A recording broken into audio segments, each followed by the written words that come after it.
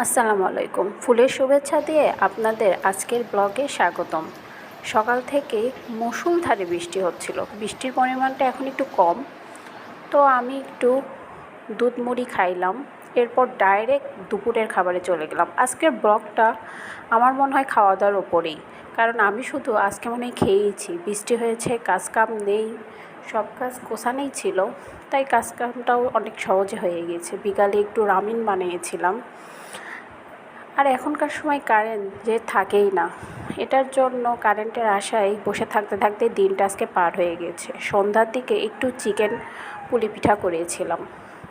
আর আমরা এই সবাই যে পরিস্থিতির মধ্যে যাচ্ছি, কারো আমাদের মন মানসিকতা এটার জন্য সবার কাছে দোয়া, এবং আমরা সবাই মিলে দোয়া করি যে আমরা যেন খুব তাড়াতাড়ি এই পরিস্থিতির থেকে বের হয়ে আসতে পারি। কারেন্ট না থাকার কারণে সন্ধ্যার পরে বেরিয়ে পড়েছিলাম একটু বাতাস খাওয়ার জন্য।